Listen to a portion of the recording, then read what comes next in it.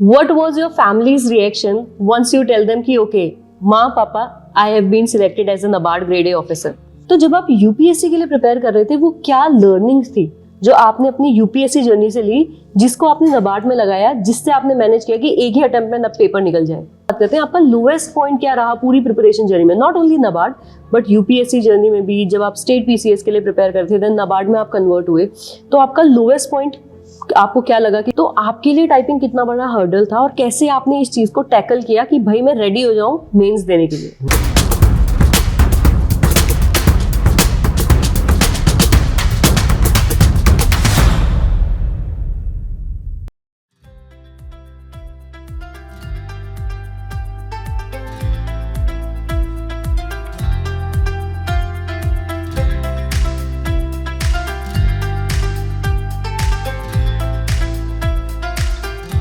So today we have another topper with us, Mr. Sudhir. So he had that NABARD Grade A examination in year 2023. First of all, congratulations, sir, from whole EDUTAC team. Thank you, madam. Thank you, all of you. Right. So I'd like to tell a little about Mr. Sudhir first. जब भी हम NABARD Grade A की journey की बात करते हैं, he had his masters as well as his graduation from agriculture. We all know ARD बहुत ही बड़ा component है. Then he had prepared 4 years for UPSC. He also had prepared for the state PCS examination. Then only in 2023 he came to know about NABARD, and then in first attempt he successfully cracked this examination. So जब भी हम journey की बात करते हैं तो एक चीज ये हमें लगता है कि देखो इनकी ARD कंप्लीट है, ESI कंप्लीट है, इनकी तो जर्नी बहुत स्मूथ रही होगी.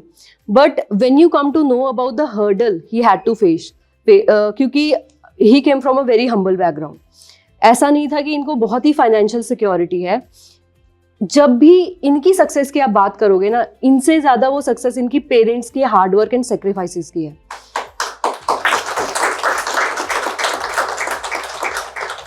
सो एक तो ये वाला फैक्टर था कि लगातार ये पेपर दे रहे थे, देन नाबार्ड दे रहे थे. इनके भाई की जॉब लग चुकी थी एंड वो पेपर क्रैक कर चुका था. गवर्नमेंट ऑफ कोर्स FCI में वो वर्किंग है and he was preparing, and इनके भाई ने इनको गाइड किया नाबार्ड एग्जाम के लिए भी.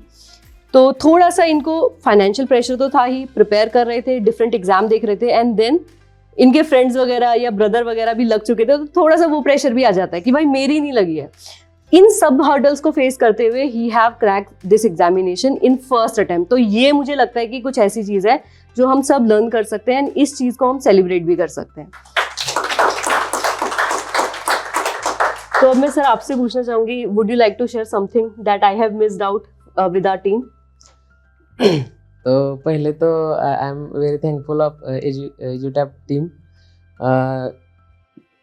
फेज 2 के लिए बहुत हेल्प करा है. जो टेस्ट सीरीज लगाई थी, मैं बिलीव नहीं कर सकता था कि इतना जो लास्ट रश रहता है उसमें भी चेकिंग करके इवैल्यूएशन इतना बढ़िया था. वहाँ से बहुत हेल्प मिला मुझे. और EDUTAC का आई थिंक अबाउट 80% लोग जो मैगजीन्स है वो यूज़ करते हैं.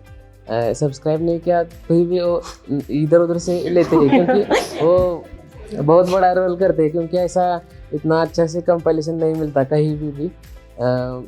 इसलिए EDUTAC बहुत अच्छा प्लेटफॉर्म है और बहुत टीचर्स भी अब बहुत अच्छा हेल्प करते थे. मैराथन सेशन रहता था और एकता मैडम का भी, गुरप्रीत सिंह सर भी, और बहुत अच्छे इवैल्यूएटर थे. उनका बहुत अच्छा हेल्प. मैराथन सेशन का भी बहुत रोल रहता है, क्योंकि कॉन्फिडेंस बूस्ट के लिए वो बहुत इसेंशियल है. उसके बाद और बहुत छोटी छोटी चीज़ें हैं वहाँ पे EDUTAC ने बहुत अच्छा हेल्प किया है. Thank you very much. Peer pressure कैसे हैंडल किया? वहाँ पे थोड़ा हम सीनियर का भी रोल रहा है पीयर प्रेशर हैंडल करने में. थोड़ा वहाँ से मोटिवेशन मिलता था. कोई अभी हम फ्रेंड्स थे, UPSC के लिए आए थे, 3 फ्रेंड्स थे हम. एक तो IFS में हो गया 2022 में, लेकिन वहाँ पे मेरा प्री नहीं क्वालिफाई हुआ था, इसलिए मैं फिर स्टेट PCS के एग्रीकल्चर सर्विस रहता है वो करने के लिए गया. फिर भी वहाँ पे 2 इंटरव्यू दिए, फाइनल नहीं हो सका, क्योंकि अभी नया जनरेशन में थोड़ा वैसा टैकल करना मुश्किल रहता है. फिर भी नाबार्ड का तो हमारा थोड़ा बैकग्राउंड एग्रीकल्चर का, इसलिए देखा था वो मैराथन सेशन. आई थिंक वो मैडम का एजुटैप का ही मैराथन नहीं, वो स्ट्रैटेजी सेशन रहता है, वो 3 मंथ्स का। हाँ, दीक्षा मैम का। वो वहाँ से थोड़ा देखा था क्या क्या प्रिपरेशन सोर्स, और ये साइकिल थोड़ा छोटा है इसलिए जल्दी से रिजल्ट आ सकता है, इसलिए ऐसा सोच के हमने चालू किया था।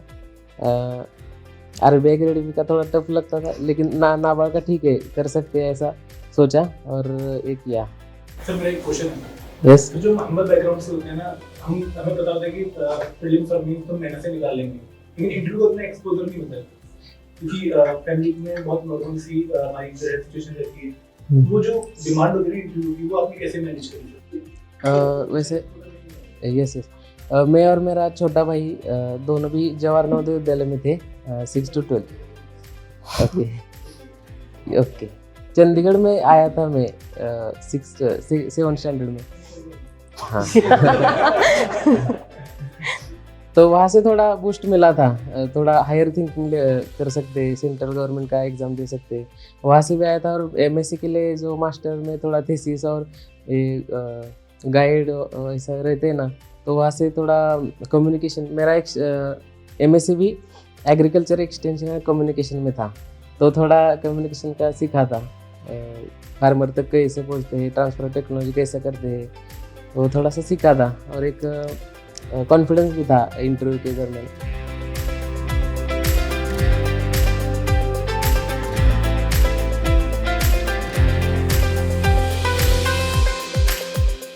So hello everyone. Today we have another topper with us, Mr. Sudhir. So he had cracked NABARD Grade A 2023 examination recently, and his story is the one that you can learn the most from. So he had a very humble background, and he is from agriculture background. He had done his masters, his bachelors both in agriculture. Then he prepared for UPSC for few years. Then he moved toward the state PCS examination. Then in 2023, he came to know about NABARD Grade A examination, and the best thing is he managed to crack NABARD Grade A examination in his first attempt. So we'll be learning a lot from his story, but first I'd like to congratulate you, Mr. Sudhir, and also welcome to EduTap platform. Thank you, madam.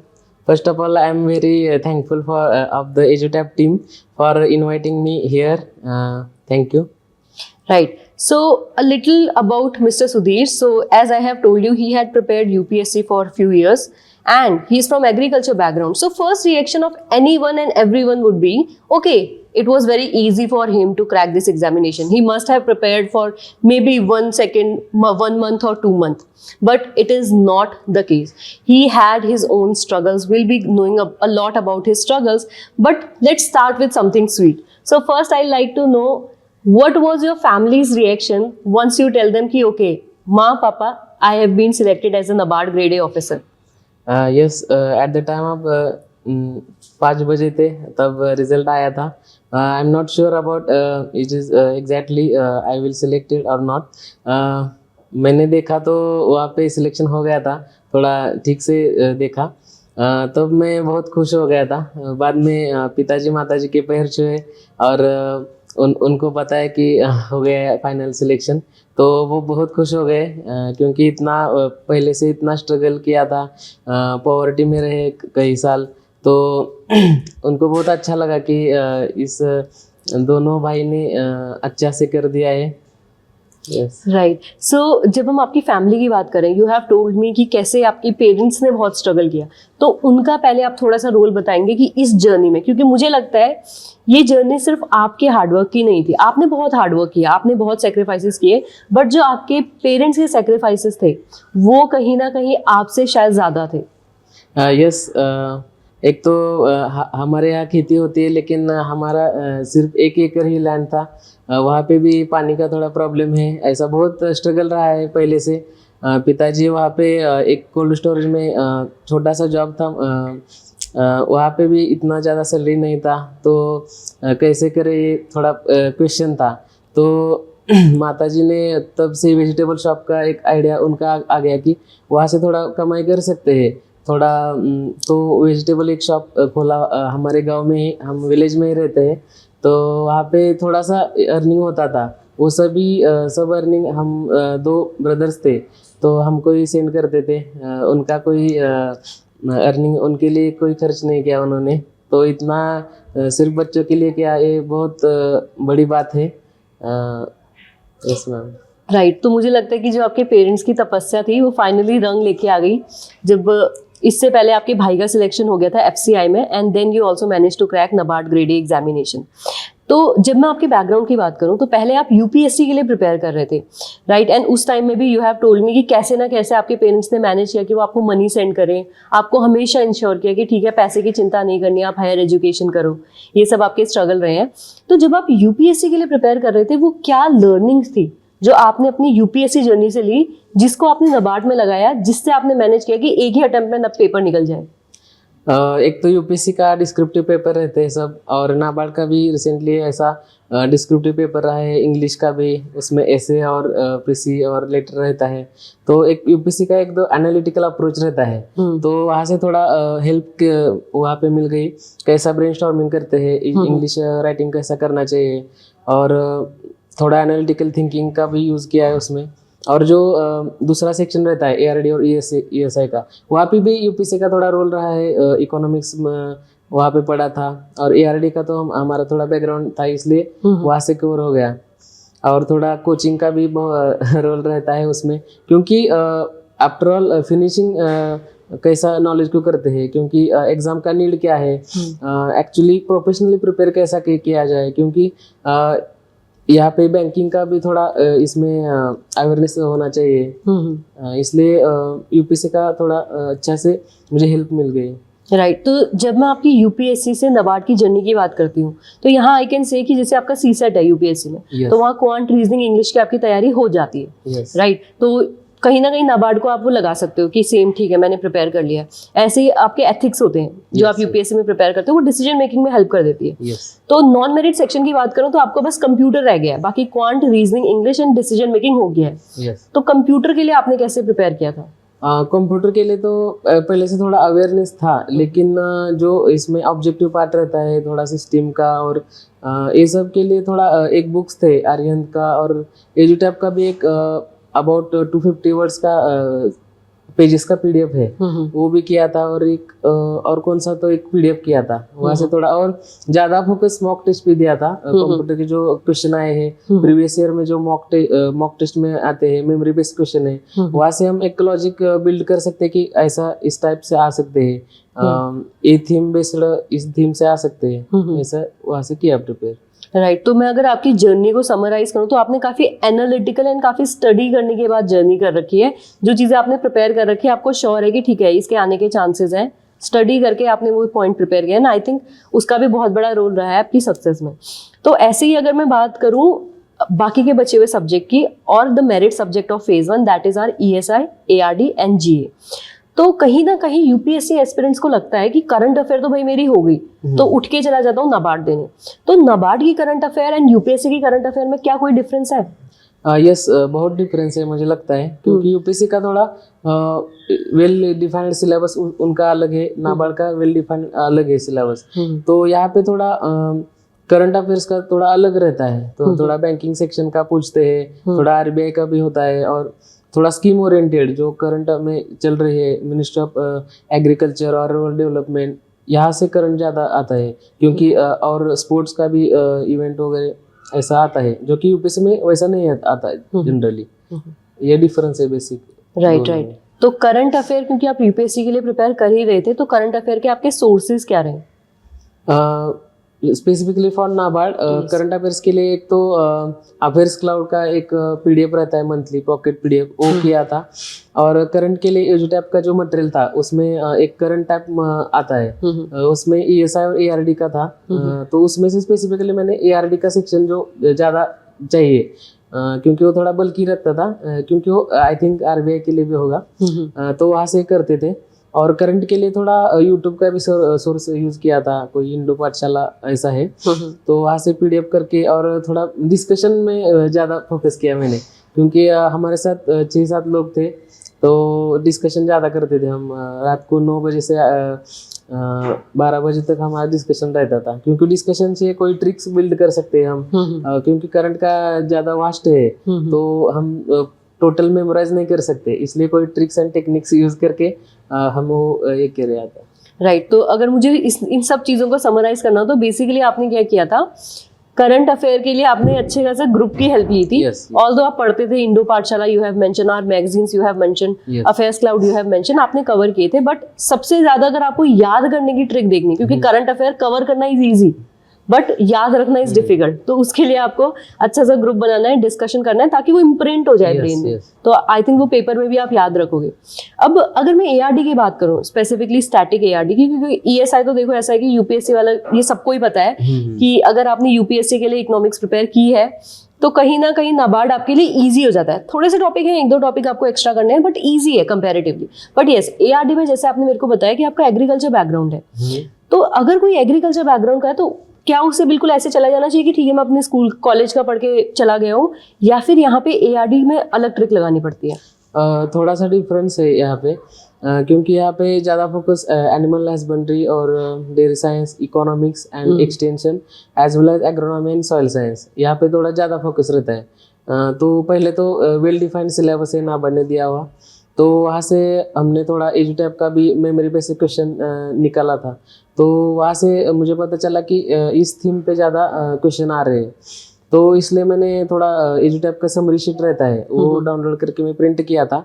तो वहाँ पे जो extra है means जो supplementary subject रहते हैं, fishery, poultry, piggery, allied, तो वो तो वहाँ से किया था और थोड़ा सर्च करके गूगल से या थोड़ा इन डेप्थ जाने का प्रयास किया था उसमें, तो वहाँ से हो गया वो एआरडी का।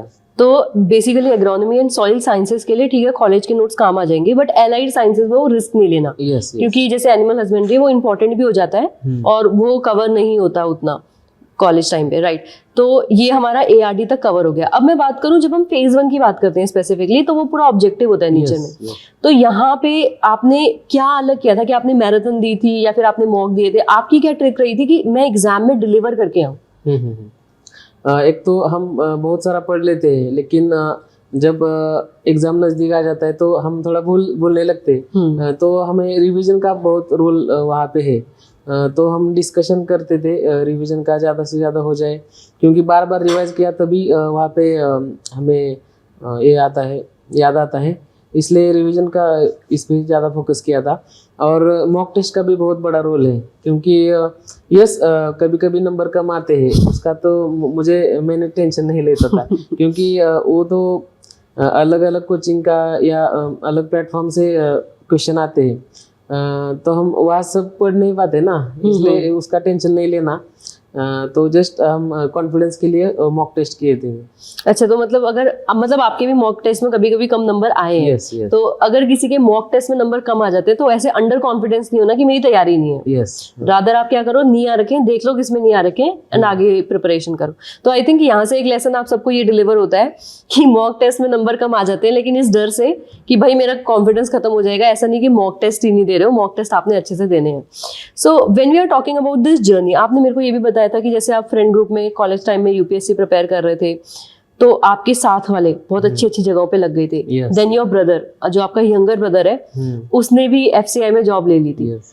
अब थोड़ा सा कभी आपको ऐसे लेफ्ट आउट फील नहीं हुआ कि ठीक है यार मैं क्या कर रहा हूँ, मेरी नहीं लग रखी है जॉब, बाकी सब चले गए? तो आपने कैसे उस फीलिंग से डील किया और कैसे उसको एक पॉजिटिव चीज में टर्न किया? अक्सर ऐसा सभी एस्पिरेंट्स के साथ होता है कि हमारे जो बैचमेंट्स है वो कोई सिलेक्ट होकर जा रहा है, कोई प्राइवेट सेक्टर में बड़ी अचीवमेंट्स कर रहा है, लेकिन हमारा एक तो हम बिजनेस नहीं कर सकते थे क्योंकि थोड़ा कैपिटल नहीं था मेरे पास, तो इसलिए एक ही ऑप्शन था कॉम्पिटिटिव का या फिर प्राइवेट सेक्टर। अगर ये नहीं हो पाता, क्योंकि अभी 4-5 साल डेडिकेटेडली यहाँ पे प्रिपेयर किया है, तो और थोड़ा कर सकते हैं, क्योंकि नाबार्ड भी इसका साइकिल भी थोड़ा शॉर्ट रहता है, 6-7 मंथ में हो जाता है कवर, इसलिए थोड़ा परसिवरेंस डेडिकेशन रहा है, क्योंकि हम मदर फादर दोनों भी इतना हार्ड वर्क कर रहे हैं, तो उनके देख के तो हम करना चाहिए, क्योंकि सब इक्वल नहीं होते, सबका इकोनॉमिक स्टेटस अच्छा नहीं होता। तो मैं इकोनॉमिक स्टेटस में देखता था बार बार कि इसमें थोड़ा सुधार लाना है, कुछ तो करना होगा, क्योंकि ऐसे जनरल स्टूडेंट के साथ जैसे रहेंगे तो ये अचीव नहीं हो पाएगा। इसलिए थोड़ा हार्ड वर्क करते थे। कोई मोटिवेशन कभी लो हो जाता था, लेकिन मैनेज करते थे, क्योंकि कोई सीनियर भी रहते थे, उनका भी नहीं हुआ तो ठीक है, हमारा भी हो जाएगा। ऐसा एक होपफुल बनाए रहना चाहिए, क्योंकि ये तो कॉम्पिटिटिव वर्ल्ड है। या तो हर ईयर कॉम्पिटिटिवनेस बढ़ रहा है, बच्चे ऐड हो रहे हैं, तो यहाँ पे थोड़ा स्टेबल रहना जरूरी है। राइट तो मुझे लगता है कि आपका जो ग्राउंडेड नेचर है ना, उसी से आपको ये लर्निंग मिल रही है कि ऐसा नहीं कि कंपटीशन में मेरा नहीं हुआ तो मेरे में कोई कमी है। आप देखो अपनी सिचुएशन देखो, हमेशा याद करते रहो कि आप क्यों इस एग्जाम के लिए जा रहे हो। बाकी तो एग्जाम कॉम्पिटिटिव है, उसके लिए आप चेंज नहीं कर सकते हो, राइट। आप अपना बेस्ट दे सकते हो और पेपर क्रैक कर सकते हो। तो जब इसी जर्नी के बारे में मैं बात कर रही हूँ, तो यू हैव टोल्ड मी कि कैसे मतलब आपके पेरेंट्स वगैरह ने बहुत हार्ड वर्क किया, ये किया, एंड आपने यूपीएससी के लिए भी मतलब जैसे बहुत सारे साल दिए। तो इसके बाद भी इन ओनली 2023 आपने नाबार्ड दिया। तो इससे पहले आपने नाबार्ड क्यों नहीं दिया था? मतलब कहाँ लैकिंग था वो मेंटरशिप कि आप नाबार्ड के बारे में जान नहीं पाए, या फिर आपने एग्जाम में नहीं परफॉर्म किया? एक तो मुझे ये लैकुना रहता है मुझ में कि मैं थोड़ा अवेयरनेस कम था नाबार्ड के, क्यों है अदर रेगुलेटरी बॉडीज रहते हैं तो उस पर थोड़ा अवेयरनेस कम था, और लगता था कि ये हमसे तो नहीं हो पाएगा, क्योंकि हम यूपीएससी कर रहे हैं या स्टेट पीसीएस का कर रहे हैं, तो इसका थोड़ा बैंकिंग स्ट्रांग रहना चाहिए, करंट अफेयर्स का थोड़ा ज्यादा ब्रिलियंट रहना चाहिए, ऐसा लगता था हमें। तो इसलिए वहाँ पे फोकस ही नहीं किया, कभी सोचा ही नहीं कि हम उस पे भी कर सकते हैं। यहाँ पे भी बहुत अपॉर्चुनिटी अच्छा है, यहाँ पे वर्क लाइफ बैलेंस ऐसा जॉब है यहाँ पे, ऐसा नहीं पता था। यस तो अब मतलब आपको कभी रिग्रेट होता है कि यार नहीं पहले दे देना चाहिए था, क्या पता पहले जल्दी हो जाता इसमें? अभी सिलेक्शन होने के बाद तो ऐसा लग रहा है कि पहले अगर दिया होता 21 को 22 को तो शायद हो पाता, पता नहीं। यस होपफुल तो रह सकते थे कि हो सकता था। राइट तो मतलब अगर कोई यूपीएससी की तैयारी कर रहा है तो उसे नाबार्ड एज एन ऑप्शन देखना चाहिए। ऐसा नहीं कि यार ये बैंक है या फिर नहीं यार पता नहीं इसमें कैसी करंट अफेयर आती है, ऐसे गिव अप नहीं करना है। थोड़ा सा टाइम दे दो, क्योंकि नाबार्ड का साइकिल जैसे कि आपने भी बोला कि छोटा ही होता है। ऐसा नहीं है कि आपको पूरे 3-4 साल मेहनत करनी तब एग्जाम क्रैक होगा, राइट। उतने में तो एग्जाम पूरा रैप होके 3 साइकिल निपट जाएंगे। तो जब हम इसी जर्नी के बारे में बात करते हैं, आपका लोएस्ट पॉइंट क्या रहा पूरी प्रिपरेशन जर्नी में? Not only NABARD but UPSC journey में भी, जब आप स्टेट पीसीएस के लिए प्रिपेयर करते थे, देन नाबार्ड में आप कन्वर्ट हुए, तो आपका लोएस्ट पॉइंट आपको क्या लगा कि ठीक है यार पता नहीं क्या हो रहा है, मैं क्या कर रहा हूँ, और उसके बाद आप कैसे उससे बाहर निकले? क्योंकि बहुत सारे एस्पिरेंट जो इस एग्जाम की तरफ को आएंगे वो देखेंगे लो पॉइंट्स, तो उनको आप कैसे इंस्पायर करोगे अपनी एग्जाम्पल देके? यूपीएससी का तो मैं कर रहा था, तो उसके बाद थोड़ा मैं स्टेट पीसीएस की ओर प्रयास करने के लिए गया। वहाँ पे थोड़ा एग्रीकल्चर हमारा स्ट्रीम का ही था एग्जाम, कोई एग्रीकल्चर सर्विसेज महाराष्ट्र का, तो वहाँ पे फुल फोकस किया। अबाउट 1.5 ईयर वहाँ पे प्रिपेयर कर रहा था, लेकिन मेंस में थोड़े कम मार्क आए, इसलिए, और इंटरव्यू में अच्छा गया था लेकिन फाइनल कट ऑफ में नहीं आया। 2 बार ऐसा हो गया, तो ऐसा लगे कि हम इतना क्वालिफाई किया है, एमएससी भी अच्छा रैंक आया था, एमसीआर जो रहता है सीईटी, तो बहुत टॉप यूनिवर्सिटी में पढ़ा था, लेकिन ऐसा क्या हो रहा है हमारे साथ कि फाइनल नहीं हो रहा है। तो थोड़ा नर्वसनेस बहुत आया था, थोड़ा अबाउट 1 या 2 मंथ हम ऐसे नर्वस ही फील कर रहे थे। क्योंकि प्रेशर रहता है, फैमिली से भी रहता है और हमारे सोसाइटी से भी रहता है। अगर घर गए तो बोलते हैं अब कि कितना दिन और कितना दिन लगेंगे और क्या क्या करना बाकी है, अभी कौन सी छोटी प्राइवेट जॉब ढूंढ लो, अभी बाद में कर लेना जो आपका अल्टीमेट एम है। लेकिन तो थोड़ा मैं अवॉइड ही करता था, घर कभी जाता था तो 2 दिन में रिटर्न आता था। तो ऐसा नर्वसनेस का फेज रहता है, अबाउट हर एक्सपीरियंस में रहता है। तो उसके बाद मैंने क्या किया, अभी नाबार्ड का नोटिफिकेशन थोड़ा लेट आई थिंक आया था पिछले साल, तो नोटिफिकेशन आने के बाद फुल फ्लेज हमने चालू किया। हमारा थोड़ा 4-5 लोगों का ग्रुप था, तो हमने एक बार डिसाइड किया कि थोड़ा अभी इस बार कौन सा ही मौका गंवाना नहीं है, कौन सा भी कोचिंग अच्छा से लगाना है, मेंटरशिप लेनी है, टेस्ट सीरीज लेनी है, जितना पैसा जाए ठीक है, पैसा तो लगता है हर इसमें, क्योंकि सब एक इकट्ठा हमको चाहिए तो थोड़ा कोचिंग भी लेना चाहिए। इसलिए हमने वहाँ पे डिसाइड किया कि एजुटेप का थोड़ा हमने ओवरऑल लिया कि ठीक है अच्छा है, यहाँ पे थोड़ा कंटेंट भी अच्छा है और ये सब स्ट्रेटजी वो देखा था, तो हमने वो सिल्वर पैकेज का ले लिया और उससे वहाँ पे स्टार्ट कर दी। अभी जो फेज 2 था वहाँ पे तो दिवाली में बराबर था, दिवाली के बाद 2 दिन में फेज 2 था, तो हम दिवाली घर नहीं गए थे। तभी हम बहुत सोच में पड़ गए कि ये दिवाली भी हम फेस्टिवल भी नहीं कर रहे, तो वहाँ पे सोचा कि ठीक है हम जब सक्सेसफुल हो जाएंगे तभी हमारा दिवाली होगा, ऐसा बैक ऑफ द माइंड हम सोच, क्योंकि वही पे मोटिवेशन मिलता था। तो हमने वहाँ पे कर दिया। फिर बाद में इंटरव्यू के लिए हो गया हमारा, तो इंटरव्यू में भी अच्छे से परफॉर्म किया। राइट। तो मुझे लगता है कि सबसे बड़ी जो मोटिवेशन या डिटर्मिनेशन आती है जब आप खुद को वही इमेजिन करते हो, जैसे आपने अपने एग्जांपल में बताया कि एक बार हो जाए फिर मैं दिवाली मनाऊंगा। तो इस साल तो आप दिवाली बहुत अच्छे से मनाओगे आई थिंक। राइट। सो जब हम इसी जर्नी की बात करते हैं, जैसा कि आपने बताया आप यूपीएससी के लिए प्रिपेयर कर रहे थे, वहाँ एसे थे, राइट, एंड आंसर राइटिंग होती है जिसने आपको थोड़ा सा नाबार्ड की तरफ को अट्रैक्ट भी किया था, राइट। अब यहाँ भी मैं आपसे पूछना चाहूंगी कि जब आप फेज 2 के लिए प्रिपेयर कर रहे थे तो ऐसे आपने कैसे मैनेज किए? सेम वही यूपीएससी वालों को थोड़ा सा ट्रांसफॉर्म किया था, या फिर आपको कैसे पता चला कि अब भाई जब मैं ऐसे लिख रहा हूँ तो ये सही ऐसे नहीं है, नाबार्ड वाले ऐसे इस तरीके से होने चाहिए? एक तो यूपीएससी में थोड़ा ज्यादा वर्ड्स लिमिट रहता है, लेकिन यहाँ पे अबाउट 400 या 550 थे। इस बार नाबार्ड ने थोड़ा चेंज किया था, 550 वर्ड्स का ऐसे आया था। तो यहाँ पे थोड़ा अलग रहता है, यहाँ पे ब्रेनस्टॉर्मिंग करने के लिए थोड़ा हम शॉर्ट ये कर सकते हैं, तो वो यूपीएससी थोड़ा अलग था, इसलिए हमने थोड़ा प्रैक्टिस किया। जो मॉक ऐसे रहते हैं, कौन कौन से थीम है, अलग अलग ऐसे के थीम रहते हैं, तो वो हमने एनालाइज किया। और जो करंट बेस भी जो उस ईयर में जो करंट पार्ट है तो वो भी ऐसे में आ सकता है थोड़ा एग्रीकल्चर का, इसलिए वहाँ पे भी आ गया वही एग्रीकल्चर टेक्नोलॉजी का रोल पूछा था। सिंपल सा ऐसे था, लेकिन हम कौन कौन से डायमेंशन उसमें लिख सकते हैं, from package of practices, from sowing to harvesting, post harvest technology and marketing, यहाँ तक जो टेक्नोलॉजिकल जो अपग्रेडेशन हुए हैं कंट्री में वो सब हमने लिस्ट आउट किया और वहाँ पे लिख दिया। तो एग्जाम्पल ओरिएंटेड जो ऐसे रहता है, आई थिंक वो इंफॉर्मेटिव थोड़ा अच्छा लगा होगा शायद, ऐसा किया था। राइट। और उसके बाद ये तो पेपर 1 हो गया डिस्क्रिप्टिव इंग्लिश का। जब हम बात करें पेपर 2 की, that is of ESI and ARD, तो ESI ARD के केस में आपने, क्योंकि देखो वैसे तो आपने खुद ही बता दिया कि जैसे आपने हमारा मटेरियल यूज किया एलाइड के लिए, एग्रीकल्चर बैकग्राउंड आपका ऑलरेडी था, यूपीएससी से आपने ESI की कर लिया था, लेकिन आंसर राइटिंग ट्रिकी हो जाती है, क्योंकि ऑल दो यूपीएससी में आप आंसर लिखते हो पर वो आप आंसर लिखते हो, टाइप नहीं करते हो। यहाँ पे आपको टाइपिंग करनी है। तो आपके लिए टाइपिंग कितना बड़ा हर्डल था और कैसे आपने इस चीज को टैकल किया कि भाई मैं रेडी हो जाऊं मेंस देने के लिए? एक तो ये हार्ड कीबोर्ड रहता है, फिजिकल कीबोर्ड, उस पे तो प्रैक्टिस कहीं नहीं थी। एक तो हम व्हाट्सएप पे चैटिंग करते हैं, थोड़ा बहुत आ जाता है, लेकिन इंटरफेस तो सेम रहता है। तो थोड़ा हम परचेस किया कीबोर्ड और वहाँ से प्रैक्टिस थोड़ा चालू कर दी। ऐसा नहीं कि थोड़ा मास्टरी होना पड़ेगा, लेकिन ठीक है 25-26 वर्ड्स पर मिनट ऐसा हो सकता है।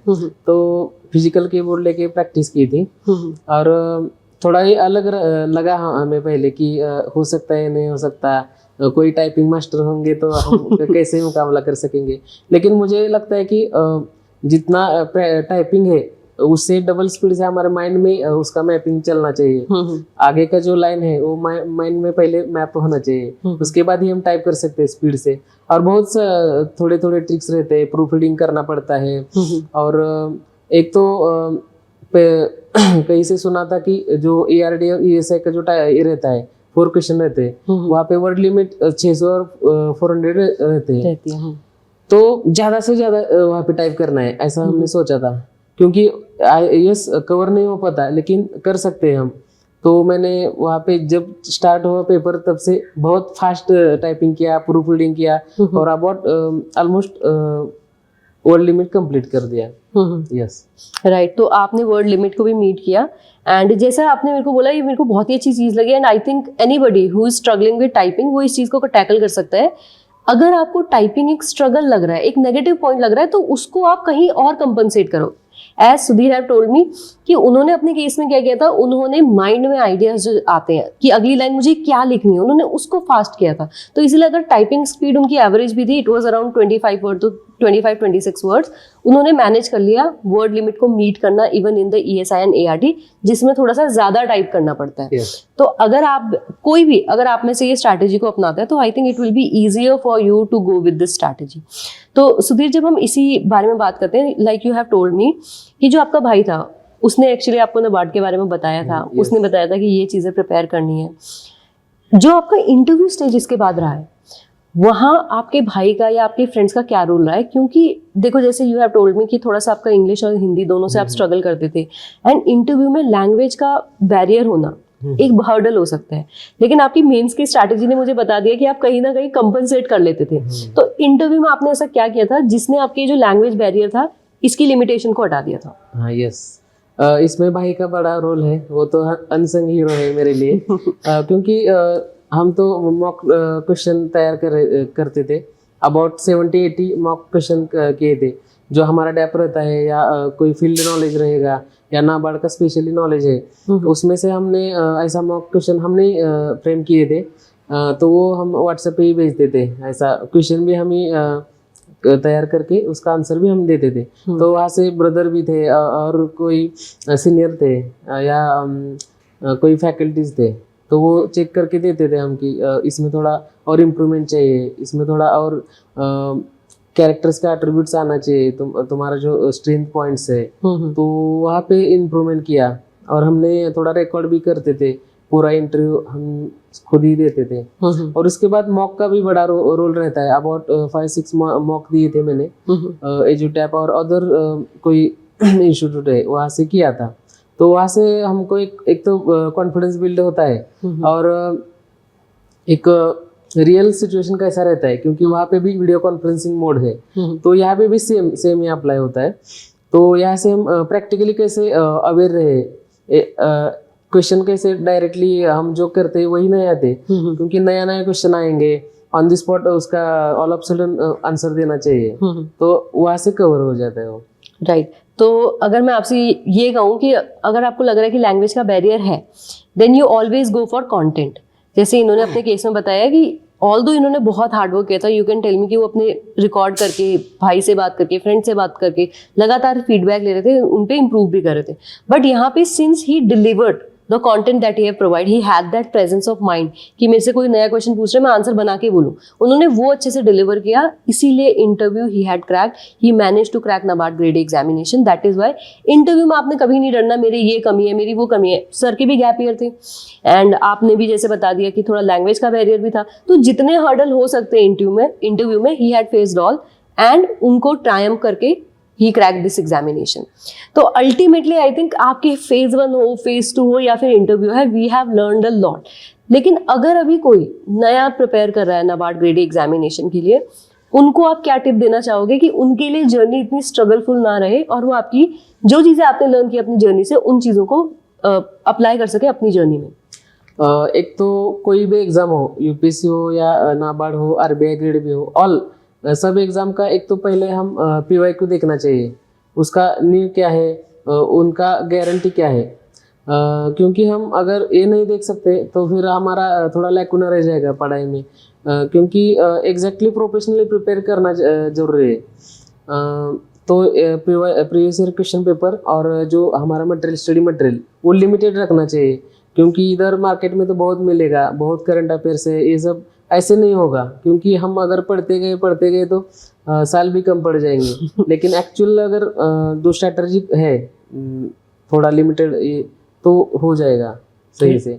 तो अगर कोई नए प्रिपेयर कर रहे हैं तो ऐसा नहीं है कि थोड़ा ज़्यादा पढ़ाई चाहिए। मेरा एक दोस्त भी है, छोटा है, जूनियर, तो अभी पास आउट हो गया है BSc एग्री से, तो वो भी क्लियर किया है नाबार्ड। तो इससे हम सीख सकते हैं कि उसका भी कोई ऐसा बैकग्राउंड नहीं है कि यूपीएससी क्या है डिस्क्रिप्टिव, लेकिन वो कर सकता है, तो हम कोई भी कर सकता है, ऐसा कुछ इसमें ये नहीं है। और थोड़ा इससे तो घबराना नहीं चाहिए कि ऑल इंडिया कंपटीशन है। यस कंपटीशन है, लेकिन आप तो उतरना चाहिए कंपटीशन में, तभी आप खुद को प्रूव कर सकते हैं। इसलिए मैं यही सलाह देना चाहूँगा कि अगर आप अपने जिद ठान ली है तो एक बार ठीक से ट्राई करो, कोई टाइम पास मत करो इस फेज में, तो हो जाएगा I think. Yes, right. So basically हमें 3 लेसन मिल रहे हैं। नंबर 1, आप अपने सोर्सेज को लिमिटेड रखो। नंबर 2, आपके पास हो सकता है एज हो सकता है एज नहीं हो, बट आपने प्रिपेयर करना है। नंबर 3, कभी भी इस चीज़ का फेयर लेके मत चलो कि भाई कंपटीशन है, पूरे इंडिया से टेस्ट दे रहे हैं, आपको तो एक सीट चाहिए। एंड आई थिंक अगर आप इस मेंटालिटी के साथ प्रिपेयर करेंगे, इनके इंटरव्यू से लेसन्स लेंगे, उनको अप्लाई करेंगे अपनी प्रिपरेशन में, देन आपके लिए ये जर्नी कंपैरेटिवली ईजी होगी and you would enjoy this journey. So thank you so much Sudhir, we have enjoyed this session thoroughly with you and I think आपकी इंटरव्यू से, आपकी लर्निंग से we can achieve a lot and हम इनसे lessons लेके we can prepare in a short time. And thank you so much from whole EduTap team, from whole EduTap platform and from all the aspirants who are watching this interview. And I congratulate you again on clearing this prestigious examination. I wish you luck for future and I hope I'll be seeing you achieve something great in future. Thank you very much, ma'am. And I'm very thankful for this platform for giving me opportunity to share knowledge with new aspirants. Thank you.